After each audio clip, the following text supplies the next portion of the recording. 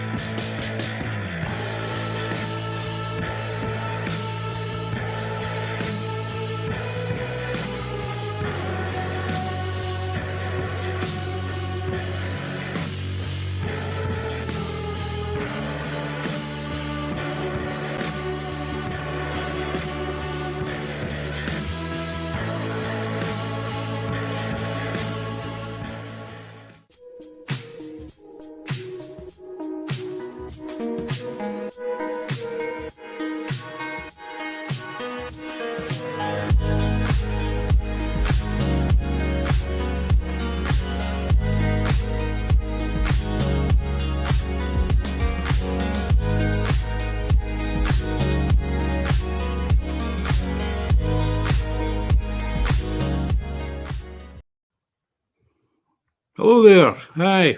Hello, Internet. Hello, Facebook. Hello, YouTube. And hello, you one sole person that watches out there on Twitch. Thank you very much, even if you don't say anything. Tonight, we're going to do a movie gold. Stato's taking a wee break, but I see that he is in the chat there. And also, Not My Monkey. Good to see you in there. Technically, People Circus was first, but YouTube must have reset and his messages disappeared, but that doesn't count because you're first on the night. Good to see you. And yourself, Pete, good seeing you, man. Yeah, so tonight's show is one that I'm really excited about because I love these movies, and I'm really excited to talk about the man who made these movies. And these movies I'm talking about are, well, Revenge of the Ninja, Ninja 3, The Domination, American Ninja 2, The Confrontation, Avenging Force, lots of great stuff, and also a little bit of Electric Boogaloo, if that's what you're into. So without any further ado, I'm going to bring him in himself. It's the man, it's the legend from Canon Films. I would say the guy who had defined the whole style of the Ninja movie. It's Mr. Sam Firstenberg. Hello, Sam. Hello, Wullie. How are you? I'm good, thanks. I'm buzzing. It's great to meet you. Thanks very much for doing this. And we're going to talk about your career and ninjas and all that kind of stuff. So what I'm going to do is I'll go to the chat every now and then, see if anybody's got any questions for you.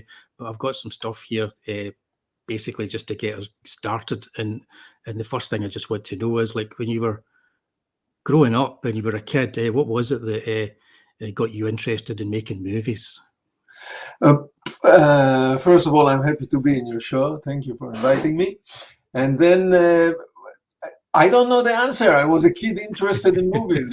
I lived in the neighborhood. I grew up in Jerusalem, and in the neighborhood where I grew up in, there was a neighborhood theater, movie theater. Right. So I was one of those kids that goes every week to see Double Bill in the afternoon, and I loved movies. I was fascinated by this whole concept of the moving images on big, huge screen, and the story being told in a visual way. And I was the kid that comes back to the block, to the neighborhood, and tells the story, tells the movie to the other kids. And then at some point I started to do my own like shows, cutting pictures from books and putting it presenting it to the other kid.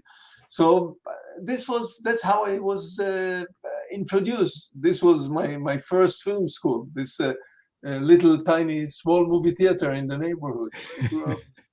And was it just all kinds of movies then? Yeah, it was like westerns, that kind of stuff. This was the 50s, the 1950s, and the main portion of the diet was, of course, American movies. Now, because I grew up in Israel, we saw all kinds of movies, Italian movies, a lot of Italian movies, French movies, but the major portion was, of course, American movie, war picture, gangster picture, action, westerns, a lot of westerns, of course, Tarzan, some musicals, the movies of the 1950s and maybe earlier. And I grew up, I was born in 1950, so it was the 50s, 55, Yeah. 56, 57, 1957. And that's what we saw, mainly Westerns. Westerns was the big things. And as I say, American movies. But here and there, we, of course, we saw Italian movies, Spanish, Turkish movies, sometimes a movie from India. So this was the kind of the stuff I grew up with. That's cool. So a whole wide variety. Yeah, that's kind of like when I was growing up as well. You still be able to go and see double bills in matinees and all that kind of stuff. And I was lucky as well because television was showing a lot of the old movies. So you were all these things from the 40s and the 50s and 60s and 70s were all getting fed to me when I was a child. It was fabulous. So it was. Pete has said hello, and you're a legend with 3 exclamation marks, so you are some. And as Stato was pointing out, there's quite a few of your movies currently on Tubi. If anybody in America, or if anybody isn't in America and has a VPN, you'll be able to watch some of Sam's movies on Tubi if you're watching this and you haven't seen them. Highly recommend them all. So yeah. Actually leads me to this, because your first movie, which is available to watch on Tubi. It's interesting. It's a rare movie. It's interesting. Yeah, it's because I hadn't seen it, and I watched it a couple of weeks ago when I saw it was on there, and it was. Is this right? This was your student movie that you enlarged to make a feature. Was that what it was? It was in Israel. When I finished high school, there is a mandatory military service, 3 years. So by the time I finished the service, I was already 21. After high school, after the military, 21, and by then I already developed my taste in films. Of course, 16, 17, 18, 20, 21. So, and I really concentrated on American movies. I was never crazy about any Fellini or any art movies from France. It didn't work for me. I like James Bond and American stuff, So I went from Israel to Hollywood to study film. I went to film school. This is 1972. I went to film school, and I started to work. I met Menachem Golan, who was an Israeli producer. I started to work with him and with all kind of jobs in the movie industry. Either it was technical, in grip, in electric, or either it was in a production assistant director, which I really kind of concentrated, and I became assistant director. And so I went to school. I was assistant director for many years, and it leads out all the way to 1979, which I was assistant director in many movies. And I decided I didn't want to do it.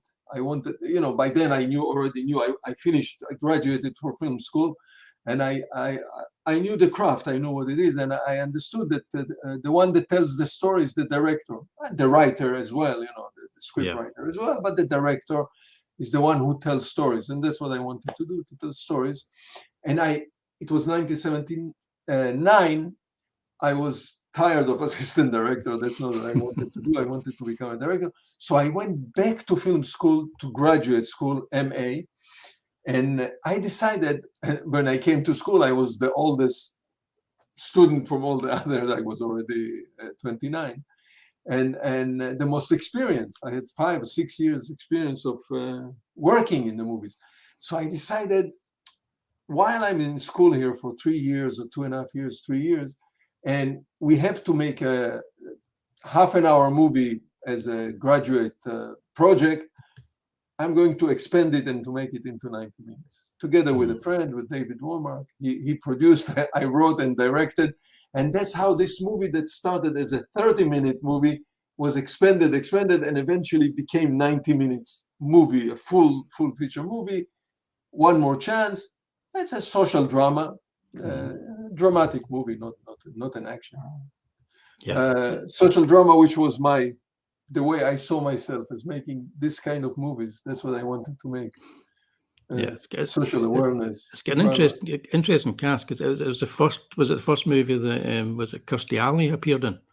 Yeah, this was when I was casting. When we were casting the movie, the lead actor was Johnny LaMotta. Later was got famous in the television show Elf. But it was good theater. And we were looking for a lady part.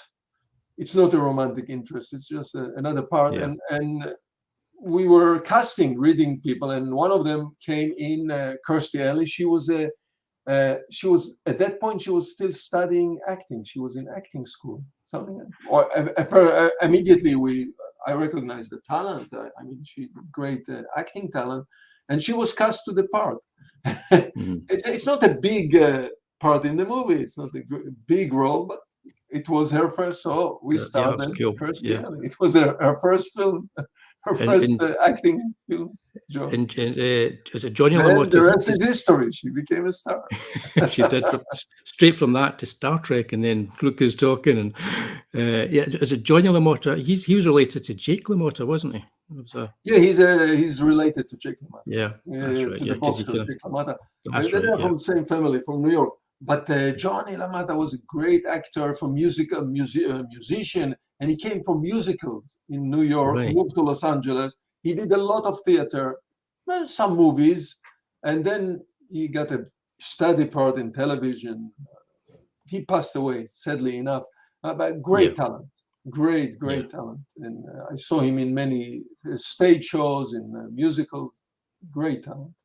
Yeah, cool. We were good friends. We became good friends. Yeah, his lead role in this, in One More Chance, was his story, his character. A man who comes out of prison and trying to put his life together. Yeah, he's got a really good screen presence. He's got a very interesting kind of persona. Yeah. In the streets of Los Angeles. It features the streets of Los Angeles. Yeah, it's got that nice kind of vibe that you got from 70s movies. It's got that nice kind of feel to it that I like, because I love like 70s movies, and it has that kind of atmosphere to it. I like that kind of stuff. I'm going to say hi to Bristolian Dave, who's joined us in the chat, and Burnt Scribe as well. Hey there, guys. Thanks for joining us. Okay, Dave. Now, straight into Revenge of the Ninja, pretty much, wasn't it? This was quite a shift. To make this movie One More Chance, it took 1.5 years to make it. It was made with no money at all. All volunteers, we got together. As I say, I had a friend, a partner, David Womark, he was the producer, and we kind of put it together with no money. We had students, we were both in school, in film school, and so we used the school facility, the equipment came from the school, and all the students, all the crew was volunteer students. And all the actors worked no money, just to be in a movie. And it took us, because of this hardship, because of this condition, it took us 1.5 years to complete. At some point we had 60 minutes of movie, but we didn't have more money to finish the movie, the remaining 30 minutes. And by that time, I found out that Menachem Golan and Yoram Globus, two producers, Menachem Golan was also a director, that I worked for them as an assistant director in the 70s. This was already 1980.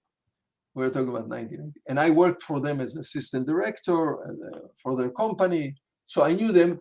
And I heard that they purchased a company, Canon Film. It was a small company in New York. They purchased it, they moved it to Los Angeles. And since we didn't have any more money, we went to them with whatever we had, the 60 minutes, we showed them, and we explained we need a little bit more money, not a lot, but to complete the movie. And they gave us, they liked the material more or less, they gave us whatever amount of money that we needed to complete the movie. And it's a very small movie, no actors, it was not any commercial success by any means, but the movie took us to some festival. We're talking about One More Chance. Took us to some film festival, Cannes Film Festival, Locarno in Switzerland. It got some award in Chicago Film Festival, International Film Festival. And by then, the company already made one movie, which is called Enter the Ninja, with Franco Nero, Sho Kasugi. And the movie was doing well, was a moderate success. And for them, it's a young company. The company was an established company, but for them, it was a young company. And they started. And immediately they wanted to make a sequel because they made some money with this one, with Enter the Ninja. And they introduced to the Western world this idea of ninja, which was not familiar, was not part of the martial art, the Western type of martial art movie. And they wanted to do a sequel immediately. Now, this movie, Enter the Ninja, was directed by Menachem Golan, the head of the company. And but when the time came to do Revenge of the sequel, and they already had a name, Revenge of the Ninja, he didn't want to direct it. Maybe he was too busy with running the company, probably. And by then, I just finished this movie. I just finished this One More Chance. So they basically turned to me and he said, listen, you know about Enter the Ninja? We want to make a sequel, Revenge of the Ninja, and can you direct it? And of course, I'm a young director. I just finished one movie. What am I going to say? Of course, I can direct it. No question. Just give me the chance. I said, but they say, well, but you know, there is action. You directed a dramatic movie. What do you know about action? I said, listen, guys, don't worry. I will learn the subject. So that's how I landed. That's how I was entrusted. Almost, you can say almost by accident, because I was around, because I just finished the movie, and they realized, okay, this guy can put together a movie. So, excellent. And he's cheap. He's not expensive. So let's give him a chance. So that's how I landed this job. That's how I was entrusted to direct this Revenge of the Ninja. Excellent. Pete saying he watched it again last night, and it's one of his absolute favourites. He mentions there, to forgotten how cool Little Kane was in it. I mean, I think I'd say you were very lucky having somebody like Sho Kosugi to do a ninja movie. How important was it that Sho Kosugi, was there as your star? So, in the previous movie, Enter the Ninja, the star was Franco Nero, the Italian actor Franco Nero, and the villain was a Japanese American actor, Sho Kasugi, and he's a martial artist. He's the real thing. And when people see Enter the Ninja, they see how good he is. And the company was very impressed by Sho Kasugi. So when they decided to do Revenge of the Ninja, all of this prior to my involvement, they already decided that he's going to be the star. He's going to be the hero this time, not the villain. He will carry the movie. He will be the protagonist. And they already started to work on the script. Maybe even the script was almost finished. And so the writer, he was working with the writer, Jim Silk. And when they approached me, maybe they tried to approach other directors. I don't know. But once when they approached me, Sho Kasugi was already part of the deal, and the script was already almost finished. It was almost done, and I was luckily so, because I didn't know anything about ninja. I never heard the word ninja. The only thing I saw this movie, Revenge of the Ninja, Enter the Ninja, and furthermore, I never saw a Hong Kong martial art movie in my life. What we used to call kung fu movies, karate movies. Remember, in the 50s and the 60s. So I heard about maybe Octagon or some, but I never saw a movie like this in my life. I had my only background was samurai movies. Akira Kurosawa, Japanese samurai movies. I love samurai movies. I never saw martial art. So luckily, I'm saying luckily, Sho Kasugi was around, and he embraced me, and he trusted me. And he introduced me to this whole subject of ninja, ninjutsu. He recommended few books in English. So we bought the book. I read the book. So suddenly I was introduced to this whole. So I was a little bit familiar with the samurai and shoguns, the culture of samurai and shoguns. But here I learned about those evil assassins, the ninjas, which are part of the mythology and the history of Japan, of course, in martial art. And he introduced me to the weapon. He was the one who introduced me to the Hong Kong style of filming of karate movie, martial art movie. He showed me those movies in Chinese without translation. So that's how he became the star. And luckily, as I said, luckily he took me under his wings to introduce me and to teach me all this subject. And that's how, and we work together very well, because let me explain. When I saw this kind of martial art movies, which are really concentrated in martial art, it was not my intention. I didn't want to make a movie like this when I was introduced to this. I wanted to make James Bond. That's what I wanted to make. So it already formed in my mind that I'm going to make a hybrid movie. This Revenge of the Ninja is going to be semi-martial arts, semi-Hollywood action. Let's call it. Let's call it James Bond action. And luckily enough, Kasugi saw it the same way. He also wasn't purist about let's make a movie which is only about martial art and only martial art combat, but he loved Hollywood just like he loved Hollywood movies. So he was together with me. We were in the same wavelength of thinking. He also wanted a movie with general action, Hollywood action mixed together with action. So that's how we started, and we went along. It definitely worked, because I think I remember even just some of the sequences in that film when I saw it in VHS, just rewinding them again and watching them. Some of the action scenes, because for a medium kind of, I'm guessing it was to be a medium budget movie. The editing and the action, the way it was shot was really good, really impressive.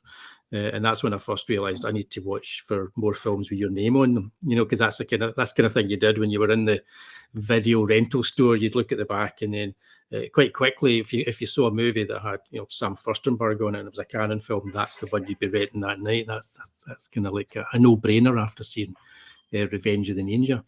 Although the version that I saw, and it was like Pete, who's in the chat, asked me to talk about this. The version I saw was very censored.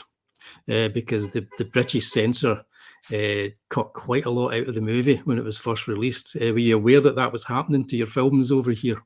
Yeah. So first of all, in regard to the budget, that's exactly what you're mentioning. At the time we called. Of course, it was an independent movie. We were not connected to the studio, so it was not a studio movie. So we didn't have this enormous budget that action movies of the studios will have. It was an independent. It was a small company at the time. Canon was a small independent company, and we called those movies low budget. Today, I know that they were not low budget. They were exactly what you're saying, medium budget, because we were filming for 9 weeks, 8 principal weeks, and another additional week, 9 weeks of action with 2 units. It wasn't small. And today we know that the money came from the explosion of the field of home video. There was money this was the beginning of the home video movement, and the company, the independent companies, made their money from selling copies to the video companies, to the video store, to the rental. And so there was enough money. There was enough money to make a decent type of a movie. And as you mentioned, there is action. And one of my decisions right away from the beginning was that I'm going to insist of 45 minutes action. The movie is 90 minutes. So if we are calling it action movie, I want to see 45 minutes of action. Half the movie, 50% of the movie is going to be action. No talking, no dialogue, nothing. So today I know that we had at the time, I didn't think about it because they gave me, the resources were there. I was not limited. They never told me. Of course, a studio movie, they're shooting 18 weeks. We were 9 weeks. But they didn't limited me in any way. So, and me and the stunt people and the action people, and so we came up with crazy stuff and we executed. Yeah. We executed what our imagination took us. And wherever it we looked, imagined it to. looked So you're painful right, when you for watched it. independent, low budget movie, it looks, the Yeah. action looks pretty good. Yeah, I think it looks great. I've got some people in the chat are asking questions, so I'm going to bring them up. Adams has joined us, and he's asking here. He's wondering what you thought about Matsaki Hatsumi. How was it working with him? No, I'm trying to think. You know, it's a name that you're asking. Matsaki is not a familiar name to me, but let me tell you, Sho Kasugi was really the boss of the martial art. He was taking care. He was, and he was always he brought the people in, most of the people in who were his assistant, the stunt double, the fighting doubles. Sho Kasugi brought in. Now we also had stunt coordinator Steve Lambert, and he brought his people, stunt double. So I don't know the names of all the people that came with Sho Kasugi. They were his students. Sho Kasugi was already, having dojos and teaching, and he brought some of his students to help him, and as a stunt fighter, fighting doubles, and nemesis. They have to fight people. The hero has to fight some bad guys through the story. So probably, maybe Shaw brought, maybe he was around, and I don't remember the name. Right. I'm having a look here. Okay, here we go. Right. Burnt Scribes asked you a question. I'm going to ask you it later on, though. I'm going to ask you a wee bit later on. But because you've already mentioned it, and Not My Monkeys in the chat has said, please make a James Bond movie. Pete Bakewell is just wanting to know what you thought of the last Bond movie. What do you think of the last Bond movie, Sam? We are entering here. Your question is leading us to an interesting field in the action, to an interesting issue in the action movies. Mm-hmm. Well, in the beginning, if you take westerns, even westerns which are full of action, of course, chases, fight sequences, gunfight sequences, hand-to-hand fight sequences, and later on, or let's say I grew up with Tarzan's movie, full of action, and later on the movies we made in the 80s. The action that we had to produce was physical action. Everything that you see in the movie was really performed on the floor, on the stage. We didn't have the optical effect capability that exists today. And so when I'm saying everything that you see in the movie, we performed. There are some tricks, but the tricks were not optical tricks on the computer. There are some physical tricks. But if, people fight each other, they do fight. Of course, they don't hurt each other. The blood is fake, but they did it, and it was physical, and they fell to the floor, and they jumped from a building, etc. Mm-hmm. Later, now when we enter the 2010 with the capability and capacity of computer and special effect and optical effect, a lot of the action that we see today in the movie is not performed physically. It's done on the stage with the back blue screen, green screen, or any other optical effects. And of course, nowadays you see a car drives and jumps from one building to the other building, but of course it cannot be done physically. or whatever, Spider-Man swings around the building, things like this, which are all optical. And lately, in the last 10, 15 years, there is a resurrection, a nostalgic resurrection of the old movies from the 80s, which the action was physical. You take Stallone, you take Schwarzenegger, doesn't matter. All of those movies were actually physical. action, and there is a resurrection. People, some people, because of nostalgic reason, but young people can feel the difference. They see the old movies. Of course, the new action is much more fantastic. I mean, spectacular.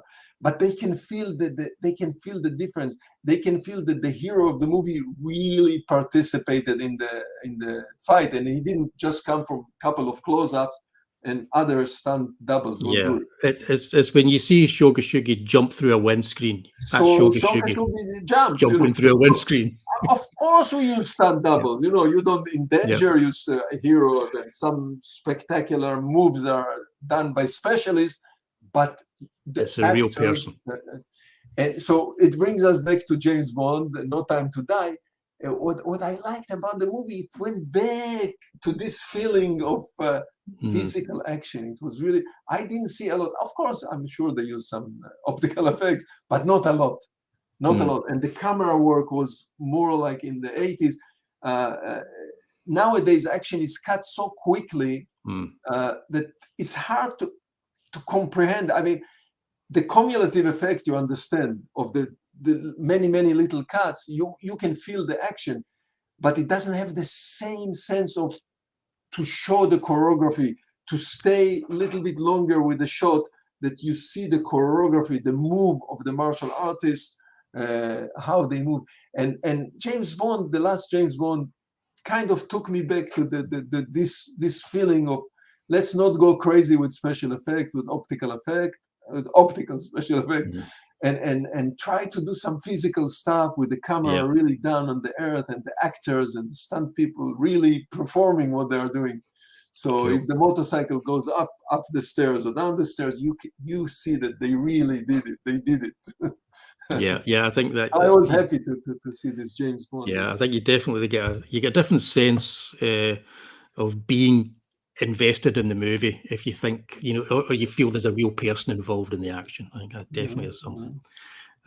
So, I mean, Revenge of the Ninja, that was, you made two sequels to Enter the Ninja, but none of them are really sequels. They're all their own movie. Yeah. And when you got to the third one, that was a little bit of a different take on the Ninja movie. I mean, Pete asked me earlier on to ask you this as well. Do you think Ninja 3, The Domination, with its female lead, was ahead of its time? So, first of all, you're right. The Canon, the company, I mean, the policies that dictated by the company, not by me. So they made 3 movies. They are not connected to each other, only by title, only by the word ninja. There is no connection. Shokasugi is the only link between the three movies, but not story-wise, not character-wise, nothing to do with each other. And when we finished this Revenge of the Ninja, Canon was a young company, as I say, young, beginning, its beginning. And MGM, which is a major studio, they liked the movie and they took it for distribution. Up to this point, Canon company was not able to obtain a major distribution for any of their movies that they produced. So they distribute their own movie, small scale in North America. And suddenly MGM saw Revenge of the Ninja and said, we like it, they liked it. They took it for distribution and they gave it a correct distribution in North America, Canada, US and Canada, and around the world in major markets, let's say England, let's say France, Germany. And suddenly the movie was suddenly recognized. It had a success, let's say, not a humongous success. Again, it's not James Bond, but it has a pretty good success. With many prints all over the world, cassettes, etc. And they obviously immediately they wanted to make a sequel. Okay, we need another sequel. And the decision, the principal decision not to have Shokasugi as the main character, main hero, but rather move to a woman, to a lady ninja, was a decision of the company, the head of the company, Menachem Golan. He suggested it to me. He called me in and said, okay, we're making a sequel. This was good. Let's make another one. But this time, no Shokasugi in the lead part. And let's make it with a woman. He believed. it was, after the success, I believe, of Sigourney Weaver, kind of, there was a feeling that you can make a movie, an action movie with a woman. Was not successful in our case, but anyway. Well, it's become something of a cult classic, and Adam says it's unbelievably good, and I love it as well. So here's what happened.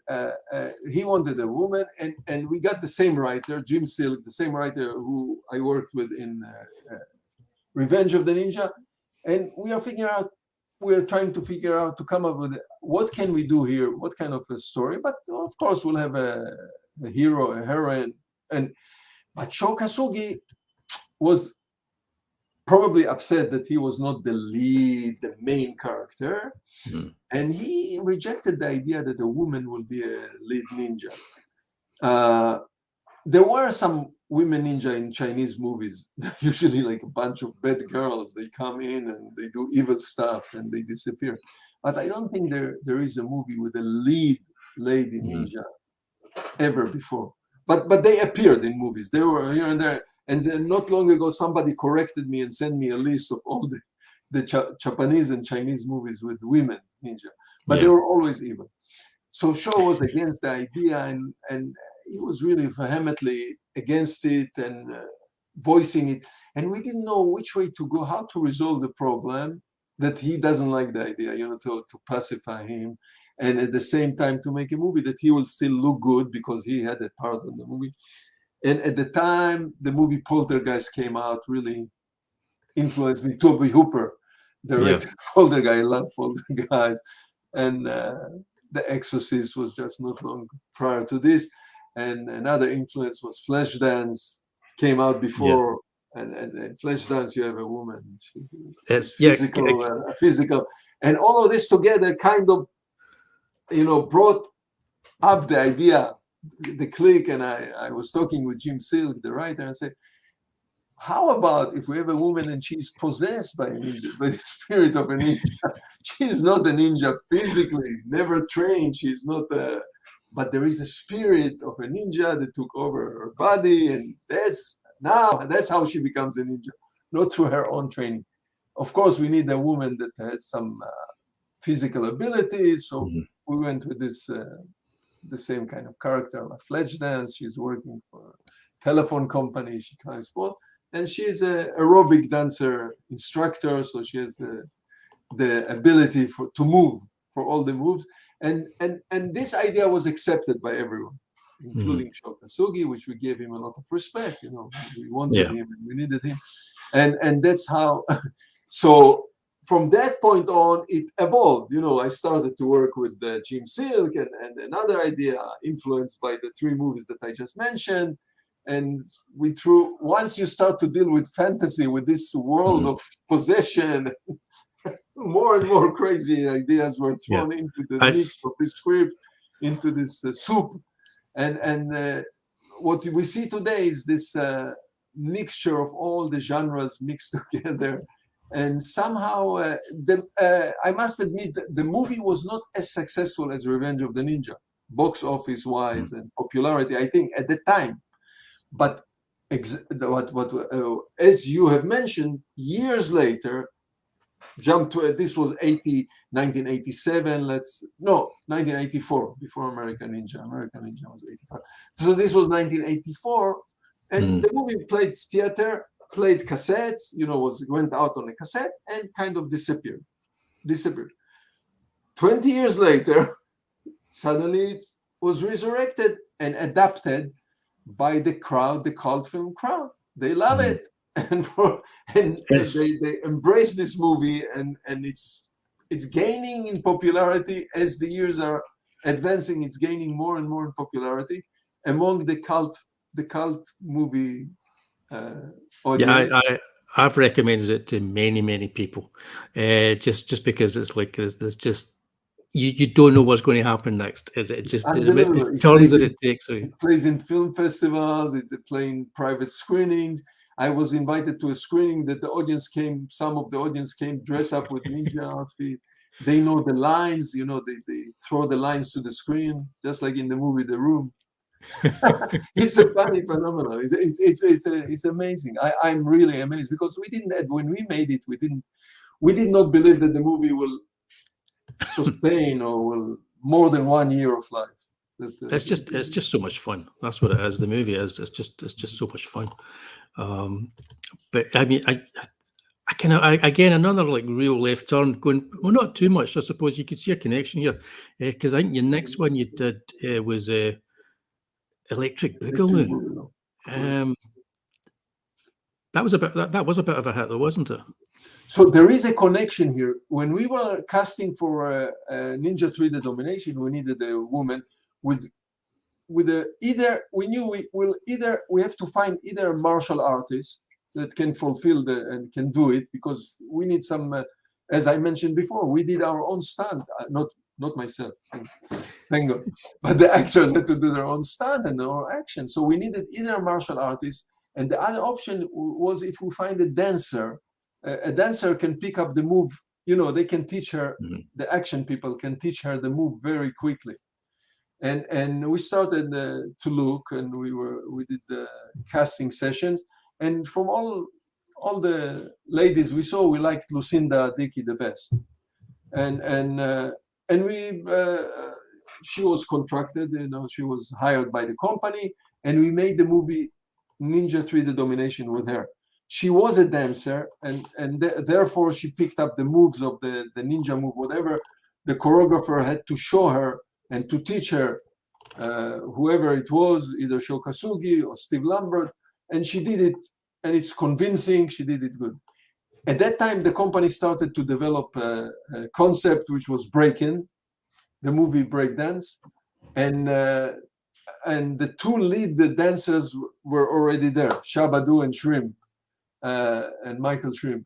But they looked, the story, they needed also a dancer, but a novice, a dancer that doesn't know break dance, but she's, and Lucinda just finished Breaking Ninja 3D Domination. They saw her, the company saw her, and they recruited her. She was cast as this part in the movie Breakin.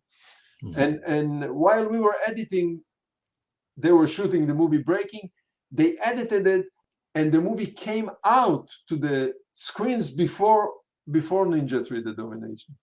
So some people are confusing. They think that we took her after we saw Breaking, but it was the other way around. The people who made Breaking, the director, the casting, they saw her in Ninja 3 and they took her from there. And this was enormous success. I'm talking Breaking was the biggest success so far for Canon Film. Huge. Millions and tens of millions in box office, huge success. So they wanted to do a sequel immediately, fast, within the same year, to come with the sequel in the same year. And for some reason, just like it happened to me with Revenge of the Ninja, for some reason, they did not hire the same director, or the same director was busy. The director who directed Ninja, Joel Silver, and they turned to me. They say, "Okay, we have to do a sequel to Breakin. It will be Breaking 2, and you will direct it. Can you direct?" Oh, of course. I love musicals. I love musicals. So that's how I got involved. That's how I was entrusted in or recruited to direct Breaking 2. And also the phrase Electric Boogaloo was already there before, when I was approached, when I was attached to the hire to direct it. They already had this phrase, the title Breaking 2 Electric Boogaloo was already there. The script was not finished. The script was still in the middle of writing when I was hired. So I already knew Lucinda, and I was introduced to Shabadoo and to Michael Chambers, and that's how I got involved in a dance movie, Breaking 2. Luckily, I guess with the martial arts and the dancing and the choreography, it's just finding a way to know how to film it properly. Is there similarities, or is it a different approach? A lot of similarities. Actually, it sounds, when you hear it first, you say, "Whoa!" You move from violent action to gentle dancing. But but the truth is that there is a lot of similarities, and I will explain it. When we make an action movie, it's at a certain point the movie comes to an action sequence. Either it will be a chase, a fight, action sequence. Now, I do not choreograph action sequences. I don't have the knowledge, enough knowledge. So we have choreographer, we have stunt coordinators, we have choreographer. So, and it takes a lot of time to prepare an action sequence. So while I'm working and maybe shooting some dramatic scenes, they prepare the action. Now, of course, the decisions are made in pre-production. Usually we have a storyboard. We map up the action. So we know this is going to be a chase, let's say between 3 cars and a van, and the good guys in the van, the bad guys in the cars, whatever it is. So we map the action sequence, and we have always we have a storyboard artist, and I work with the storyboard artist to map the action, the blocks of the action and the different highlights of the action.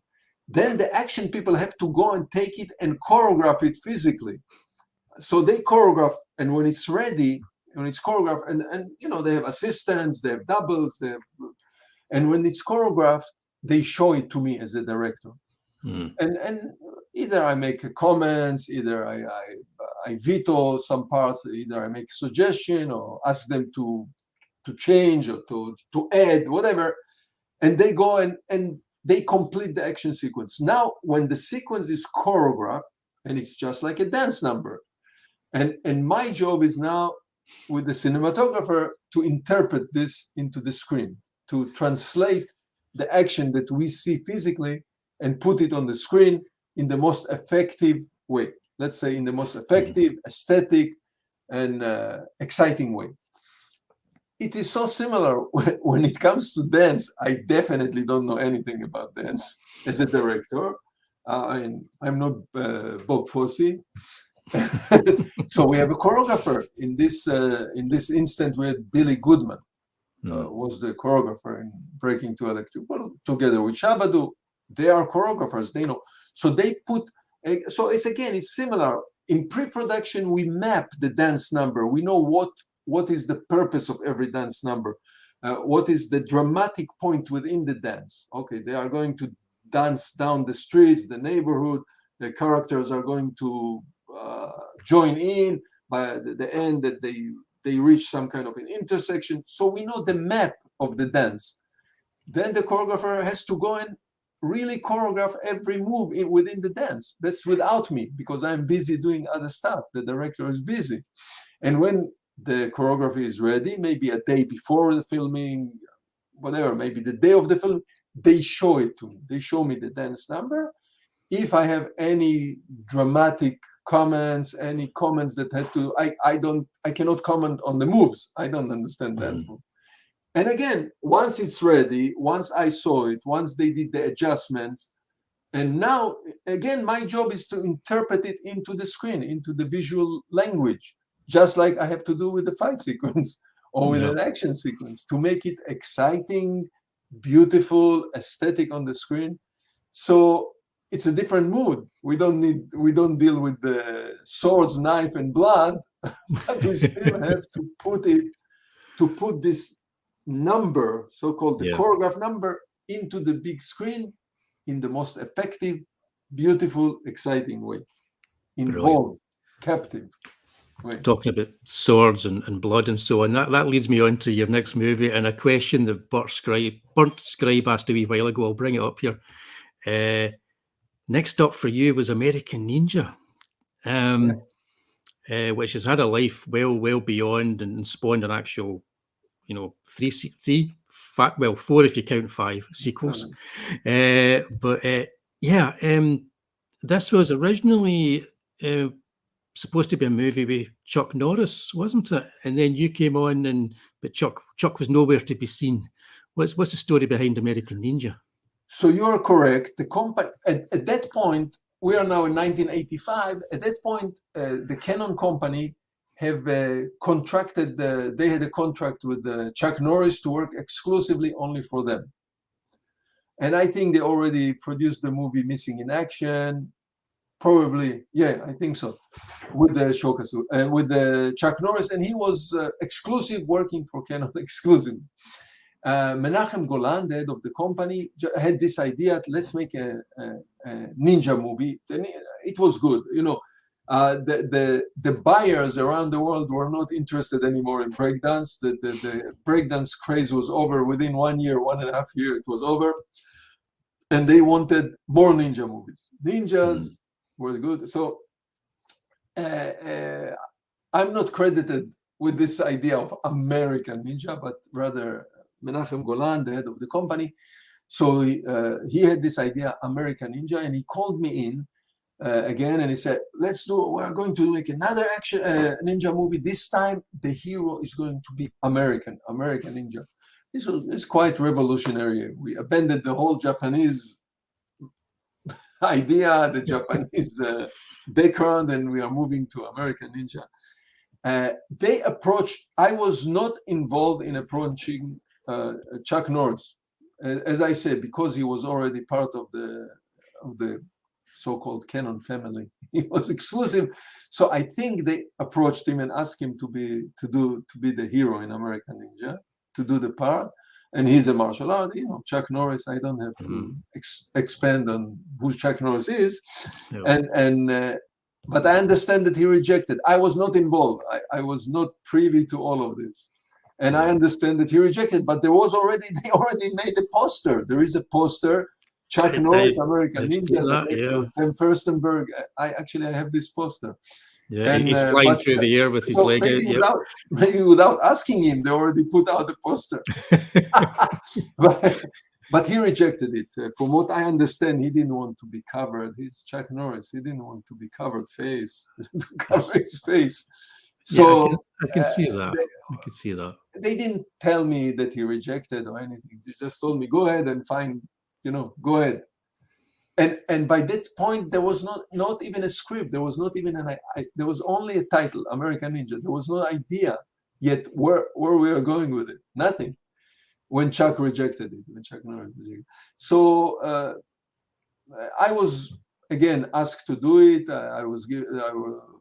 There were two producers, Gideon Amir and Avi Kleinberger, and there was a writer, a different writer, Paul DeMilke this time. Not Jim Sill. And all of us, this was the core group that was entrusted, and they told us, go ahead, make a movie about American Ninja. There was no script, there was nothing, just an idea. And the only other restriction was that you guys have to go and shoot it in the Philippines, just like they did the first movie, Enter the Ninja. They probably had some money, some financial incentive, I don't know. And we started from zero. So the script, the character, came up with the character of Joe Armstrong, the character of Curtis, which was Steve James later, and the love story, the idea that he's in the Philippines, he's in a foreign country, he's a soldier in a foreign country, in a military base. All of this was developed while we were looking for the character of American. Steve James and Michael Dudikoff were just perfect casting for that movie. They just worked so well together. Yeah. So within writing the script, the concept of this American hero that has a sidekick, and it kind of lent itself to that idea, especially in the 80-85, that one of them would be a white guy, one of them would be a black guy, both of them in the military, both of them martial art, more or less, and it will be a buddy movie. This is a standard in American cinema, not only in general, in drama. You have so many dramatic plays and movies that Butch Cassidy situation and Sundance Kid, and Maltese Falcon, any movie, so many movies with this premise in the center of it. And we wanted a romantic love story and a story of a betrayal, of internal betrayal, that where the hero and the audience believe that they go one direction, and in the middle of the movie there is a switch, and you find out that the people that you trust, they're not trustworthy. And we developed the character of the American Ninja, reluctant hero, a type of a hero that does not want to get involved, like High Noon. He does not want to get involved in action, but the circumstances and his background are leading him to a point that he cannot avoid it anymore. He must get involved in the action and take part in the action and see that justice is done. So all of this, all those elements were there, and that's how the script was developed. Next stage was to find the American Ninja, the Joe Armstrong, and to find Curtis Jackson. And we there was to find the American Ninja, Joe Armstrong, we did an open call. We saw like 400 young men. And the qualification was, first of all, that they had to be, they didn't have to be, we didn't look for martial artists specifically, but somebody who will be capable of physical, athletic actor that will be able to execute what is needed, what is demanded in such a movie. And we start, and as I say, we saw 400. It was narrowed down to do like 10 or 5 people. Eventually we got Michael Dudikoff because I really believed in it, that he fit exactly the mold of the character that we had in mind when we wrote the script, with this reluctant hero, James Deanish type of yeah, he's definitely got that whole kind of moody James Dean quality. Rebel without a cause type of character. And his buddy, Steve James was very easy. He just walked in, he was just fit in. He was a martial artist, and he just fit into part. Then we looked for the romantic interest, and we ended up with Judy Aronson. She was in Friday the 13th prior to this. Now, Michael already had one movie. Michael already was acting in television shows starring the family. He was already in Bachelor Party with Tom Hanks. And he already starred in a movie prior to this, which was called The Radioactive Dream. Albert Payun directed. Oh, yeah. And so he already had the experience, and a very athletic young man. So this was the choice. Now, what you are saying, the chemistry, etc., those are, when you are at the beginning of a movie, those are big question marks. You cannot predict. It's impossible to predict what will be the result if you put 2-3 actors together, and to see the chemistry and the charisma on the screen. It's very hard to predict. Of course, there are a few stars that you know what they can do. You know what Tom Hanks can do by now after so many movies. But when you make a movie with virtually unknown people who, and hopefully, and it happens even with big stars. Sometimes you put 2 big stars on the screen and the chemistry is not there. It doesn't work. So, so we were lucky. By all means, we were very lucky. Michael has the charisma on the screen. He has the right attitude to fulfill this character, to portray. Let's say to portray this character of Joe Armstrong. The chemistry between him and Steve James was fantastic. And the romantic story worked very well with Judy. So we were very lucky with those three guys. Chemistry, charisma, projection on the screen, likability, and so on and so on. And it worked. And then we are answering the question that we saw on the screen. It became a huge hit. Yeah. When the movie came out, we did not expect, with the wildest imagination, we didn't expect what really happened eventually with American Ninja, with the explosion worldwide. No, I'm not talking only about North America. I'm not talking about only the Western world culture. Worldwide explosion. The only one place it was not in the beginning was not accepted was Japan. He did not like the idea of American in Japan. But nowadays, I know that there is a Japanese release of the movie, videos, etc., DVD. But the explosion was enormous, and with the year, it became a cult. The success was so big, and it was American Ninja #2. Yeah, well, you say 2 because that came along really quickly. Because I think within but it seemed like no time whatsoever with the same two stars. There was American Ninja, and you did Avenging Force and American Ninja 2. Right, right. It's it seems like So you just didn't, in a didn't sense, stop. in a low budget sense, the American Ninja became a cultural hero, you know, a cultural symbol, uh, equivalent to Tarzan at the time. You know, when I was a kid, there was Tarzan. Tarzan was the American Ninja of my childhood. On a different scale, James Bond 007 on a different scale. You know, Yeah. of course, I don't want to compare, but a new hero, a new cinematic hero was created, Joe Armstrong, the American Ninja. Yeah. And when we came back, it was done in the Philippines, and we came back to Los Angeles for the editing. We did the editing in Los Angeles here, where I am right now, in the offices of Canon Film, and we are editing the movie, and kind of people can tell that there is something special in the movie, but we didn't know. It was impossible to predict. We don't know. You cannot predict success. And Menachem Golan approached me with a script which is called Avenging Force, another script that was rejected by Chuck Norris because it was a sequel to Invasion USA, I think. Yeah. It's very much. Hunter is the character of Invasion USA. Yeah. Yeah. So, Avenging Force is very much like, because I watched it again recently, and it's very much like Hard Target, which came along later, the John Woo Sure. film. There's a lot of similarities there. Now, you know, it was written by an English actor, James Booth. That was my next question there. Yeah, he was in the movie, but he wrote the script, James Booth, and he wrote it for Chuck. It was written specifically for Chuck Norris. I didn't, again, at the time, I didn't know about it. I didn't know it all. I discovered it years later.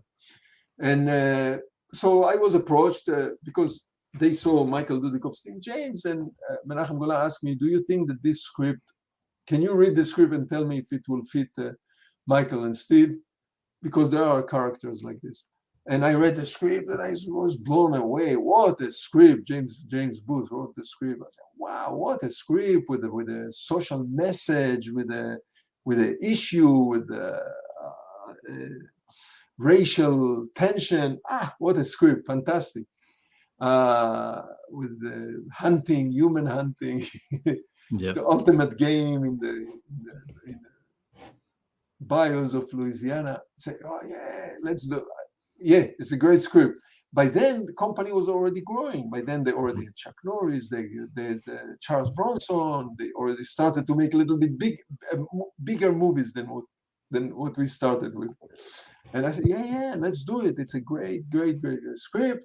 And they sent me over. They said, okay. By then, the company was becoming big, and they didn't have any more patience for the smaller movies. They were busy with bigger movies. So I said, go ahead, make the movie. And we moved the company to New Orleans, to Louisiana, because that's where the story takes place, in Louisiana.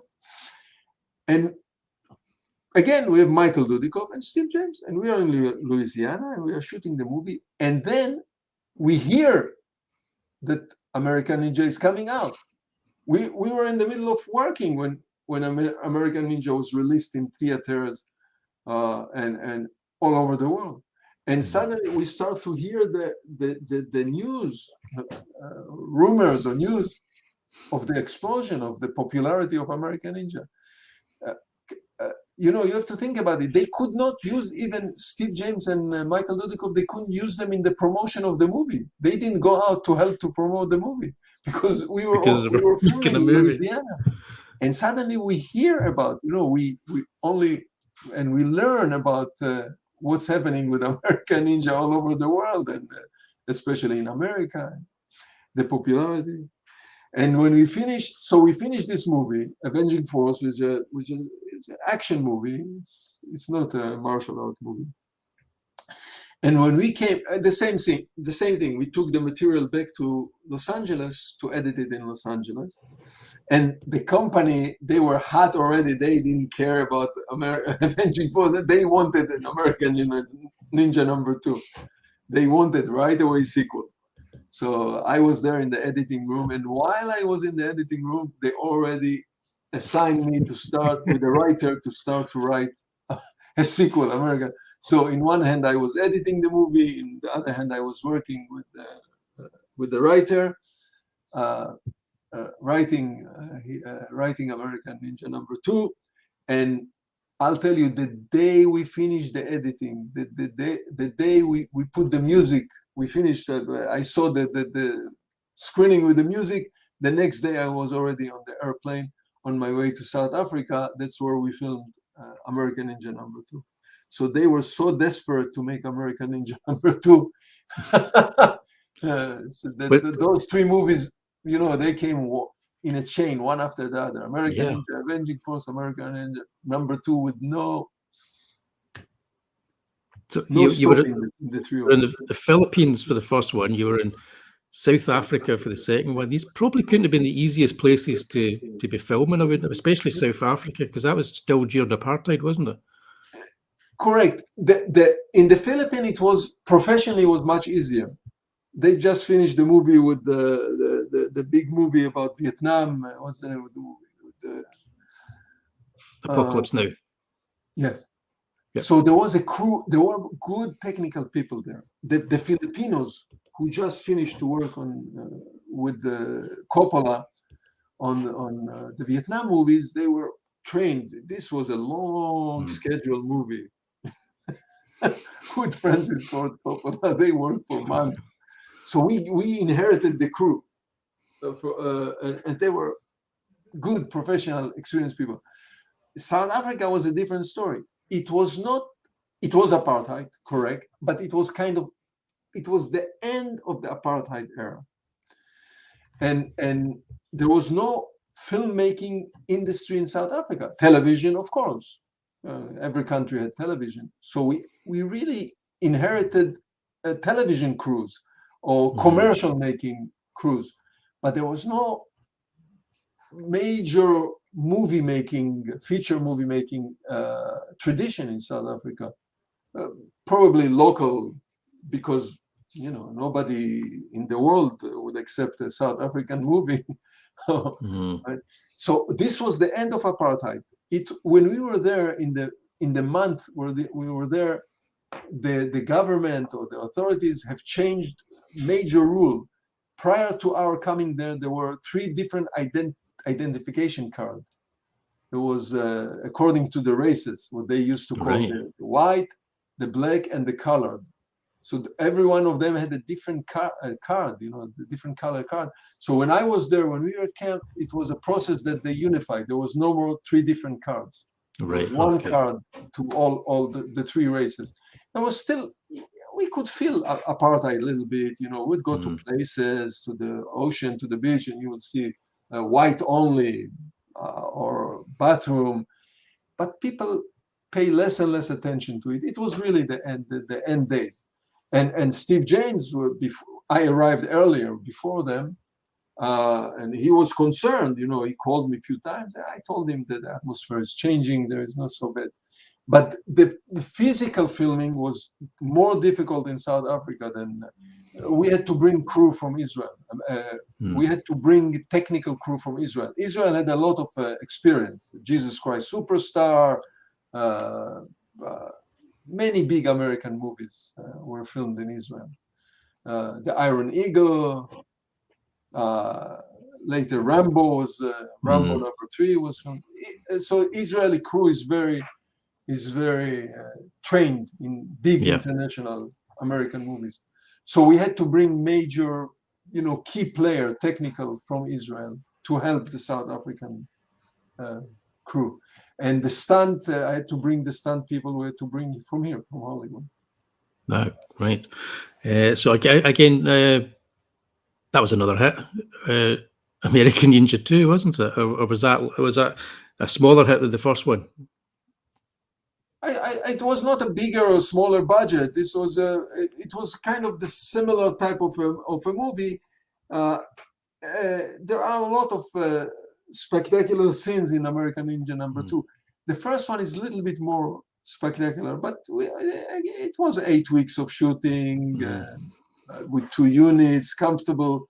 We had whatever we needed, we had. So there are some big action sequences, spectacular action sequences. I think the American Ninja 2's got some of my favourite scenes in it, and some of my favourite kind of bits between both of the actors. They seem very relaxed in it. And it does. So exactly, it has a different atmosphere, completely different atmosphere from the first movie. And but still 45 minutes. My rule still stands: 45 minutes of action, 45 minutes of story. Small story, tiny story. Let's do some stuff. Let's show some stuff. And brilliant. That's a good rule. So there was. I know they continued without me. They did the American Ninja 3, 4, and 5, which are much smaller, which budget. Really, they schedule with all South African crew, much smaller. But not on American Ninja #2. We brought some. We needed stunt people. We brought stunt people from Australia. There were South African stunt people. We imported from Australia stunt people to come and help us.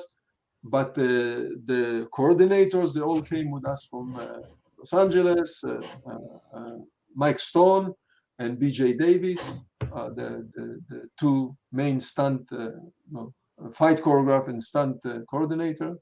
They came with us from Los Angeles. The wardrobe designer came from Los Angeles. Cinematographer came from Israel. And they kind of trained the locals, which later they continued without us. Cool. I'm just checking the chat because there is a fun. There is a atmosphere of fun and vacation and fun in American Ninja #2. It definitely is. There's more that sense of fun in it. Not My Monkeys was asked a question here. He said, "Do you feel you were more free as a director back then than you would have been making films in the current climate in Hollywood? Do you think it was freer then?" The difference is probably if a director works for a studio. The major studios are very controlling. There are so many people that the director have to please: the distribution, the story department, the production department. What we had in Canon, we were lucky that first of all the company was busy, but in general, the company Canon Film trusted me. I show them that I can put together an action movie. Okay, this guy can put together an action movie. So from way back, from Revenge of the Ninja, they trusted me. They did not bother me. And when we went out on filming, I executed almost everything that I and my crew wanted to execute it. Of course, sometimes the budget did not allow it. After all, we didn't have unlimited budget like the big studios. But creatively, they didn't bother us, and they did not get involved creatively at all. We did whatever we wanted to do. So I don't know if it's a matter of back then and nowadays, but it's more a matter of big budgets, low budget. In big budget, there are too many people involved. There are too many committees. In a smaller budget, the company depends. I don't know every other company. I can only talk about my experience. I was free to do whatever I wanted. And in this sense, I was lucky. I was very lucky. Yeah. Well, I don't want to keep you too long, but you never directed any more American Ninja movies, but you did direct the second star of the American Ninja movies in American Samurai. Which was another kind of Western take on a Japanese culture, and the co-star in that as well was Mark Dacascos in a very early role. What was American Samurai like as a movie to make? So as I just mentioned, they continued with American Ninja series for a little bit more, another 2 years, but then the Canon company went bankrupt. I believe by 1990 or something like that. This was the end of Canon company. The Canon company finished. And I started to work for other companies. And I was hired once by a company that wanted to do something similar to actually, I was hired by them to do Delta Force #3. Oh, yeah, that's the one with because Canon Film produced Delta Force #1, Delta Force #2. That's the one with and then it went Cassavetes bankrupt. and Norris and all the sons of the Right, Kirk Douglas's So, son, isn't it? Yeah. so another company inherited the title Delta Force, and they hired me to do Right. Delta Force #3, which I did for them. I directed for them, and then they wanted to do another movie that will be similar to American Ninja. By then, because of the bankruptcy, MGM got the title. All the movies, all the American Ninja movies were taken by MGM in the bankruptcy procedures. Let's say they got hold of it and they own the title. So this other company, they wanted to do something similar, but they couldn't use the title American Ninja. So they came up with, okay, let's do American Samurai. American Samurai. And we hired David Bradley before Bradley. David Bradley was in one of the American Ninjas. So we hired David Bradley to be the American Samurai. And we needed the villain. And in the casting process, the casting people told me, we are going to bring somebody, you are going to be so impressed. He's a phenomenal. His name is Mark Dacascos. Nobody knew about him then. He walked in to the casting session. Obviously, very accomplished martial artist. So was David Bradley, was an accomplished martial artist. And he has this good look for a villain. What I call nice, vicious look, if you wanted. So he was hired to be the villain. David Bradley is the hero, the protagonist. Mark Dacascos is the antagonist, the villain of the movie. And that's how I got my chance to work with both of them. With David, I made couple of movies. But with Mark, it was the only time I worked with Mark Dacascos. Yeah, because you made with cyborg cop movies with David. That you'd have been using special effects and prosthetics in these movies a lot more than you had in the past. How was that? How was that? Especially in the budget you had. So RoboCop came out already by then. RoboCop was a big success, and this whole idea of also the movie Cyborg. There was Albert Payun directed, I think, the movie Cyborg. So this whole idea of a human machine, a cyborg, a combination of human and machine, was already established in the cinema, in the language of cinema. And then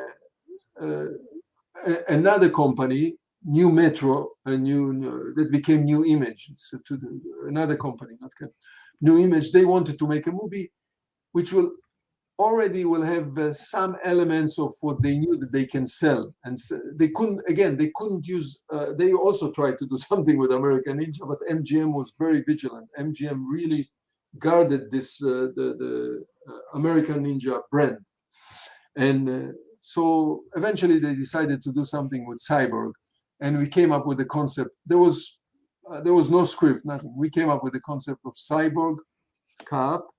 And therefore we had to work with a lot of prosthetics to create this half human machine, half human, the cyborg. Actually, we worked with a company in London that they were special effect company, prosthetic company in London. They did all the prosthetic because again, South Africa was not a capital of. When we went back to South Africa, then the apartheid was already over. It was done. Over, yeah. And we had an artist from London. It was all created in London, in Pinewood over there. But we had a prosthetic artist came from England to South Africa to work with us. Right. And, but again, for the director, it's not a big deal. A director, I saw enough movies to understand, or I read enough about it. It's not like some kind of theories that you cannot grasp. If you are a director and you understand as a director the language of cinema, and you've seen movies like RoboCop or any other movies with prosthetic, okay, you read about it a little bit. It's not a big deal. it's not a directorial hurdle to overcome at all. It may be time consuming, that's all. That's what I was thinking, is just the time, because you probably, time is money. Time and money. Time is money. You did make, there's a movie you made called Spider 2. It's a question for Pete Bakewell. He asked me to ask you again. It's like, after Spider 2, would you consider making a full-on horror movie? Have you ever thought of that? So you are coming to a subject of Spider 2 horror movie, and I don't think I will do a horror movie because the horror in the way I view it, horror pictures, horror movies are very typical American product. Very. It was developed here in America for some reason, and it's part of the culture of the kids and the children. I grew up in a culture where horror pictures did not perform at all. When I was a kid, nobody ever imported a horror picture into Israel. Nobody ever. And when the early horror pictures came to Israel, the audience saw them as a joke. You know, they would laugh at the moment that they should be scared. So I don't know if it's a cultural, it's the way you grow up, so it's very, very, very American culture type of thing, very typical American thing, the horror picture genre. And I had the honor to work with Toby Hooper. He once made a movie, Crocodile, and they hired me to be a second unit director for him. I did not deal with the horror scenes, only with some action. There were some action sequences in Crocodile. And so I had the chance to work with Toby Hooper. He was the master of horror pictures. Excellent. So I saw him working. So I would not. To answer the question, I don't think I'm the right man, the right director to deal with horror picture, because I don't have this sense to horror picture. The first horror movie I ever saw in my life was Exorcist. And I was shocked. I never saw anything like this before. I went to Exorcist. Somebody took me. I didn't even know what it is. And, whoa! I was shocked when I saw. I think totally surprised. Back then, many people were back then. I think when The Exorcist came out, they were very, very much. But in this company, New Image, they made a movie which was called Spider, and they wanted to do a sequel. And again, just like in other sequels in my life, I don't know why the original director was not hired to do the sequel. But anyway, they hired me. And this is kind of semi-sci-fi horror sci-fi. So sci-fi I like very much. I like sci-fi movies, science fiction I like. And it was not a hardcore horror pictures, but rather science fiction mixed with I enjoyed know it a lot. I had to you mentioned sci-fi there. If I could just say, I did notice something. I've not seen it yet, but I noticed you had a movie on your resume that I didn't know existed. It was taken from footage from or script that was originally done by Ed Wood. We'll get to this. This was a satire, a comedy, kind of a comedy. Right, yeah, it looks very interesting. It's not a sci-fi per se. It's kind of a satiric movie about science fiction movies. Yeah, because I've still to watch that. Spider 2, we had to deal with creatures, and here I had to deal a lot with mechanical stuff. So way more than in Cyber Cop. Because we had the spider, the puppet, small spider, medium spider, huge spider, animatronic, blue screen, optical effect. Because once you start to deal with sci-fi, you have to deal with all those technical elements that you need to do a movie like Sigourney Weaver in space. You know, that was kind of similar. A creature on a ship, rather on a spaceship. This was a creature on a ship in the ocean, and the creature terrorized the inhabitants of the ship until somebody, and in this case also a woman, Stephanie Nesnick was the actress, and she eventually prevailed. And she prevailed against the creature, against the in our case, it's a spider, but it's not really a spider. It is a creature. It's a giant spider.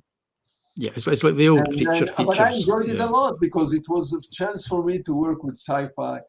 First time to work with the CGI, which computer-generated images, miniatures, a lot of technical stuff, and I really, it was a challenge, and I enjoyed it.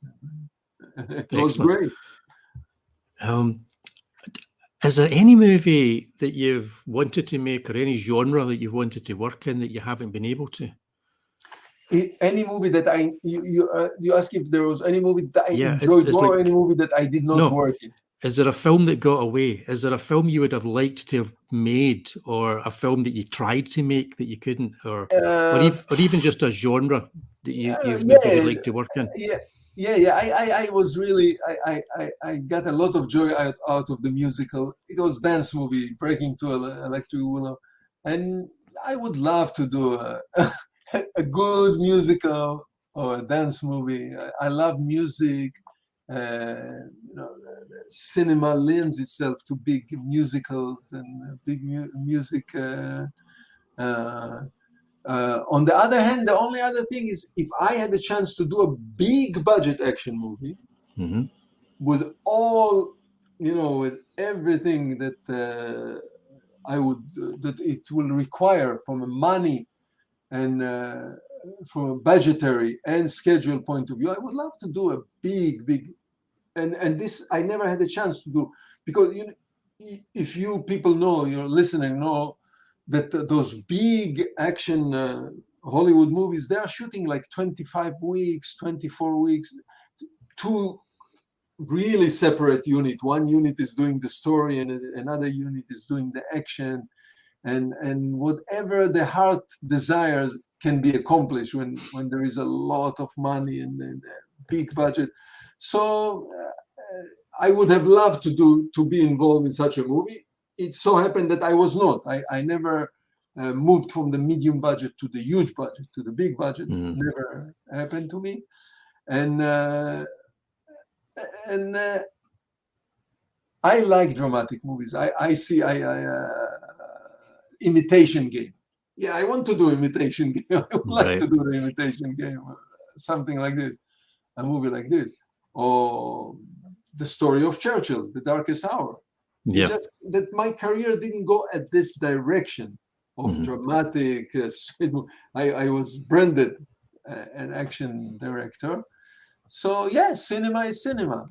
As we mentioned, I would not do a horror picture. I would not do an American comedy, because I'm not in tune enough with the American culture, or I'm not a comedy director.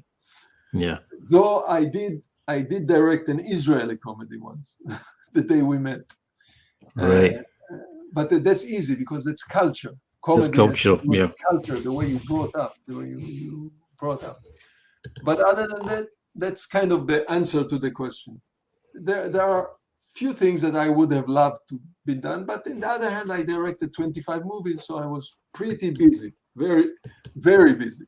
You were, and I mean, as an action director of medium budget movies, you're by far the best working in the 80s, I think. And I'm going to show this to everybody. Oh, the book! Marcus Sidelman wrote a book. How's that for a book? I ordered this book, and I thought it would just be a normal size book. It's huge, and it's got so many interviews with yourself and other people that worked on all these movies. I'm not even halfway through it. It's terrific. So yeah, there is a link to Sam's webpage underneath the video here. It'll take you there as well, and you can find out all about everything. Yeah, it's available on Amazon. It's available on Amazon. I got the last copy on Amazon.co.uk, so they need to get more in stock. It's called the Stories from the Trenches: Adventures in Making High Octane Action Movie with Canon director Sam Firstenberg. Yeah. But I did not write the book. No, I it's participated. I helped. There is a writer, Marco Yeah. Siedelman. He wrote the book, and there are hundreds and hundreds of photos. So that's the nice thing about this book. It's big and heavy. You're right. Here I have. It's big and heavy. It's big and heavy. It's got but loads of stuff in it. many photos in there.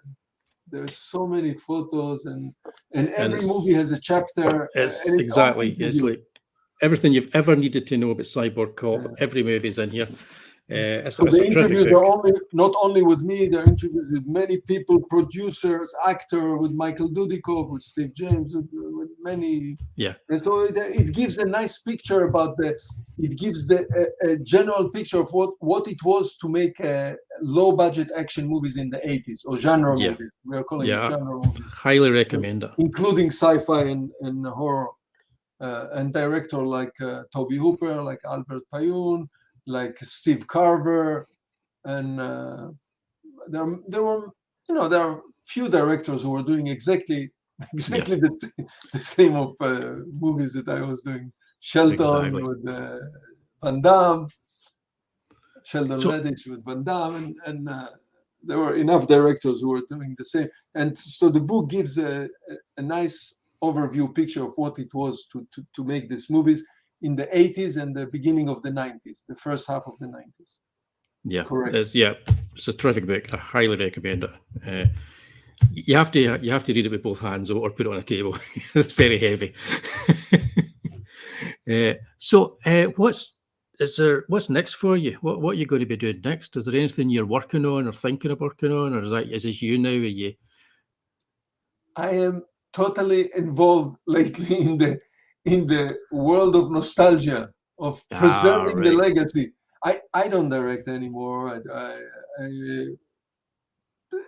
The field, the type of movies that I have directed have disappeared from the from the map.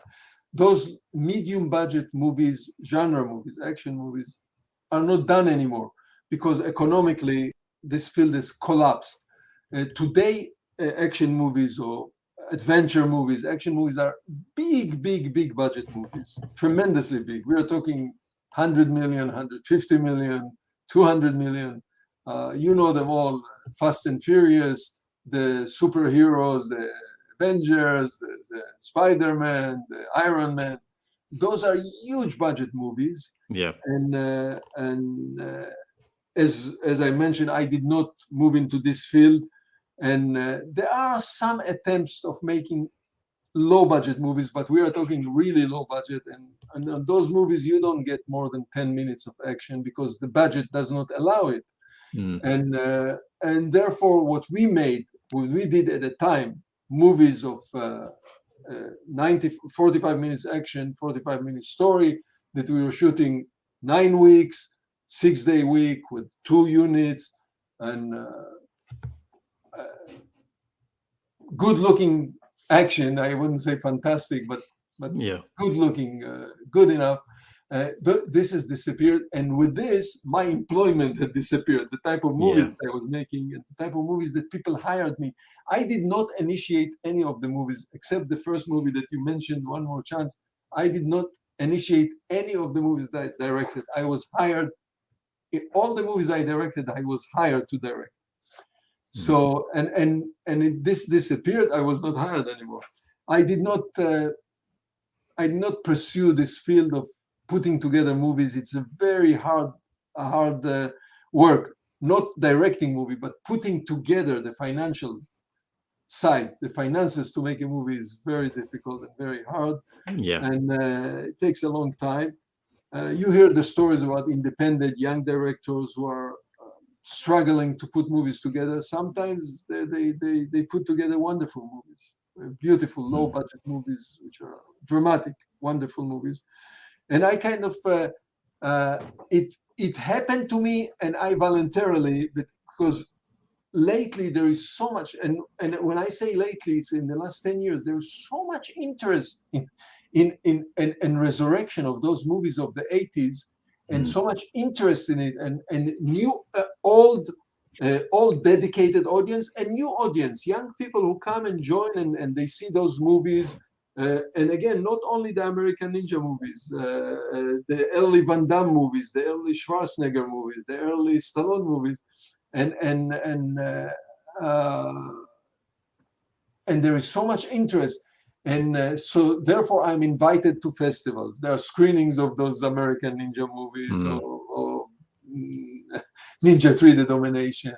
The book, suddenly somebody called me a few years ago and said, do you want to participate? I want to write a book about your career. Okay, let's do it. And I'm invited. So pre-pandemic, of course, now everything is stopped physically. And I'm invited to so many, this type of podcast and written interviews and verbal interview and video interviews that I'm amazed. It keeps me pretty busy with just maintaining the legacy, cultivating the legacy and the memories and satisfying. And I see there are so many websites. There is a website for American Ninja. There is a fan Facebook page for Ninja 3 The Domination and American Ninja, and more than one. And people are maintaining those websites, and there's so much activity. So beside the interviews and the books and the festivals, I was invited to quite a few festivals in the last, just up to the pandemic. And the last thing I participated was a screening here in downtown Los Angeles. There is a theater, a society. They call themselves the Secret Movie Society. And they screen to themselves from print, not from videos, not from disc.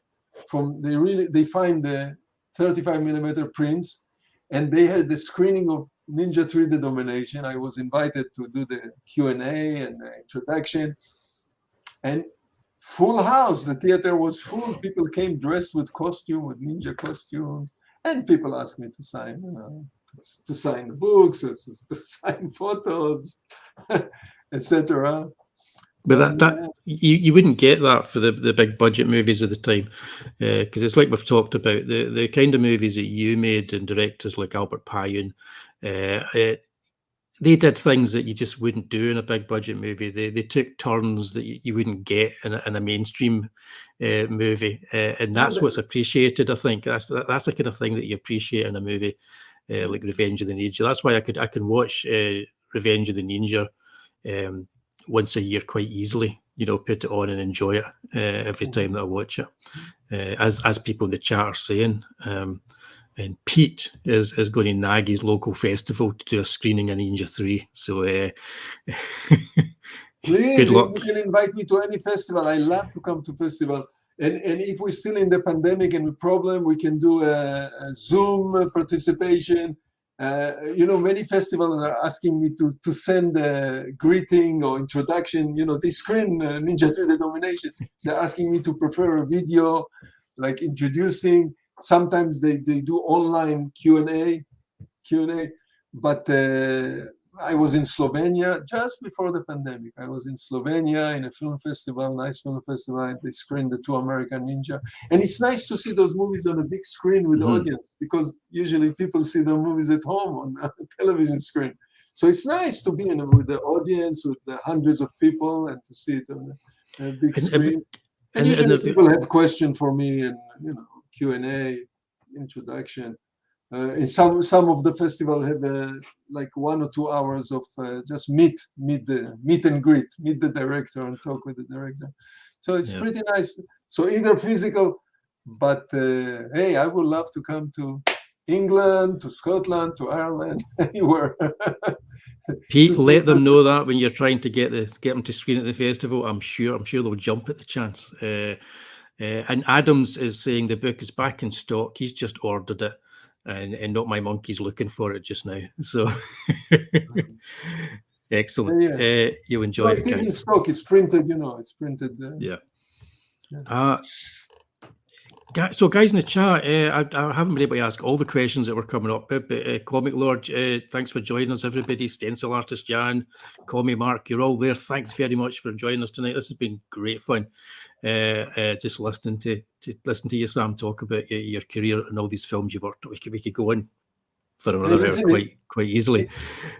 It's my pleasure. I love to talk about the subject the whole time because I'm trying to not only myself but to maintain the memory, to maintain the legacy of this chunk of movies. It's not only the movies of Sam Firstenberg we mentioned, and nowadays we call it the low budget genre movies of the independent low budget genre movies of the 80s and the early 90s.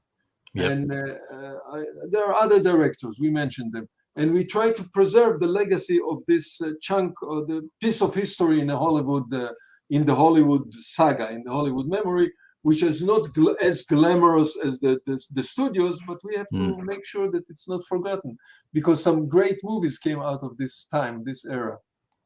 Definitely, and like I say, when you walked into a VHS rental store, you were never quite sure what you were going to go home with, and it was always fun. With those kind of movies, it was always fun just to see what it was. Correct. So thank you very much, Sam. This has been you guys for listening. It a was real joy talking to you tonight, and everybody in the chat. There's a link down below to Sam's website. You can find everything there. There's a link to mine as well if you're interested in Back in So Dark or anything else. Please click on that. We're going to call it a night. Thank everybody. Don't go anywhere, Sam. We're going to leave, but that's been Wullie's Movie Gold with the amazing Sam Firstenberg. So good night, everybody, and thanks very much for joining us. Thank you. Farewell, and be well and enjoy the movies.